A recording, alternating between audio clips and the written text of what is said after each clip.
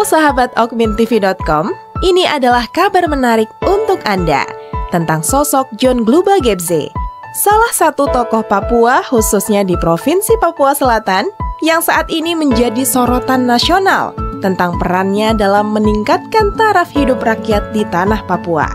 Sosok ini kemudian dinilai sebagai contoh untuk pengembangan SDA tanah Papua untuk kesejahteraan rakyat. Ia dikenal bukan sekedar tokoh politik, melainkan kemampuannya mengajak rakyat untuk melihat potensi sumber daya alam Papua untuk dikembangkan. John Gluba Gebze akhirnya saat ini menjadi buah bibir di kalangan elit dan pemerintahan di era Prabowo. Karena bersamaan dengan langkah Prabowo menjaga ketahanan pangan Indonesia di mata dunia internasional. Langkah Prabowo ini sebetulnya baru saja dibuat setelah ia terpilih menjadi presiden. Namun, John Gluba Gebze telah melakukan itu untuk rakyat di Papua, khususnya di Papua Selatan.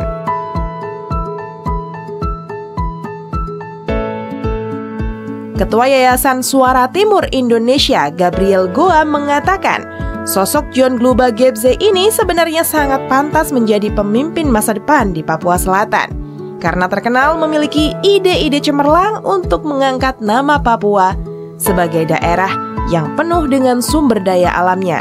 Bahkan, Gabriel menilai sosok ini sangat tepat bila menjadi inspirasi atau contoh bagi pikiran pengembangan sumber daya alam di era Prabowo ke depannya. Tokoh asli Papua, yaitu Bapak John Gluba Gebze, yang menyelamatkan orang-orang marin dan juga orang-orang asli di MAPI maupun di Provinsi Papua Selatan dengan apa? Mereka petani, peternak, nelayan harus mencetak uang di tengah program nasional pemerintah yang katanya untuk ketahanan pangan. Itu baru wacana. Beliau sudah lakukan itu. Beliau sudah lakukan. Saya kira Presiden Prabowo bisa belajar dari Bapak John Gluba Gebze. Gabriel menilai justru apa yang sudah dilakukan John Gluba Gebze memiliki prospek bisnis internasional karena Papua Selatan adalah gerbang menuju wilayah Pasifik dan itu sangat didukung dengan pengembangan sumber daya alam yang sudah dilakukan John Gluba Gebze.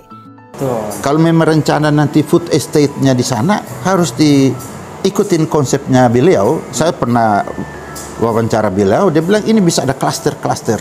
Misalnya ini untuk laut, klaster maksudnya agro wisata, agroindustri, terus juga untuk lumbung pangan.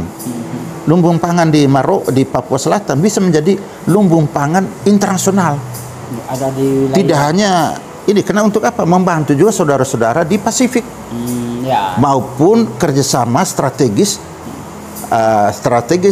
kawasan strategis di selatan Indonesia.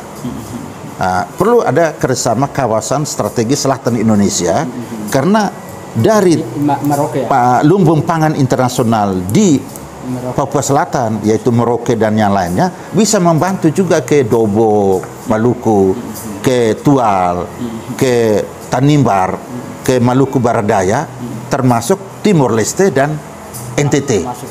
Itu. Dan memang ini perlu ada lalu lintas itu apa, kapal kargo dan yang lainnya.